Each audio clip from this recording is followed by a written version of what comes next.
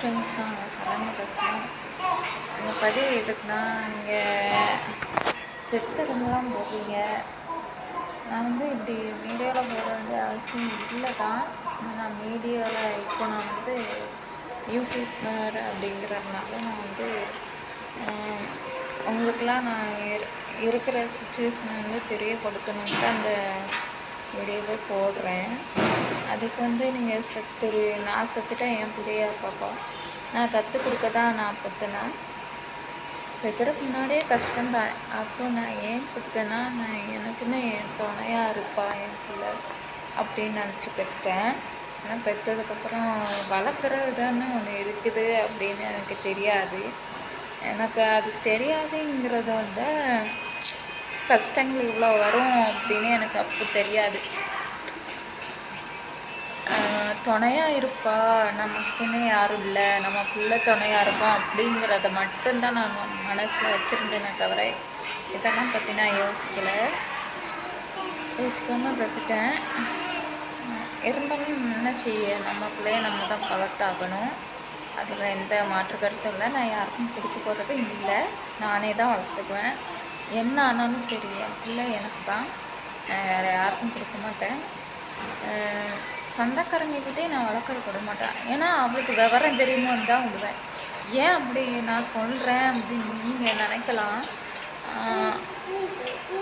ஏன்னா என்னோடய பொண்ணுக்கு என்னை பற்றி தெரியாமல் போயிடும். அம்மா ஏன் நம்மளை இப்படி கொடுத்துட்டு போனாங்க, அப்போ அம்மா இவங்க சொல்கிற மாதிரி தான் அம்மாவா, அவங்க என்னன்னாலும் சொல்லி வைக்கலாம் நம்மளை பற்றி, ஓகேவா?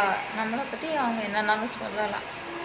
நம்ம பிள்ளை வந்து எதை நம்பும், அவங்க சொல்கிறது தான் நம்பும். பார்த்துக்கிறவங்க சொல்கிறத தான் எல்லாருமே நம்புவாங்க. நம்ம பிள்ளைங்கள யாருனாலுமே பார்த்துக்கிறவங்க சொல்கிறது தான் நம்புவாங்க. அதனால் நான் விவரம் தெரிகிற வரை என்னை பற்றி என் பிள்ளைக்கு நல்லா தெரிஞ்சு, எங்கள் அம்மா இப்படி தான் கஷ்டப்பட்டு என்னை வளர்த்தாங்க, அதெல்லாம் தெரிஞ்ச பிறகு தான் நான் வந்து சொந்தக்காரங்க வீட்லேயோ இல்லை என் வீட்டுக்காரர் வீட்லேயோ நான் விடுவேன். அது வரைக்கும் நான் என்னமோ கஷ்டமோ நஷ்டமோ என் கூடயே இருக்கட்டும். ஏன் வெளியே பிச்சு எடுத்து பார்க்குறவங்களாம் இல்லையா, வெளியே இருக்கிறவங்களாம் மனுஷங்க இல்லையா அப்படின்னு எனக்கு ஒரு நேரம் இருக்குது. அப்படிதான் இருக்கணும்னு இருந்தால் இருந்து தான் ஆகணும். ஒரு வருஷம் கஷ்டப்படுவேன். அதுக்கப்புறம் கண்டிப்பாக நான் என்னோடய வாழ்க்கையும் சரி, என் பிள்ளையோட வாழ்க்கையும் சரி நல்லா ஆகும்னு எனக்கு அந்த நம்பிக்கை இருக்குது.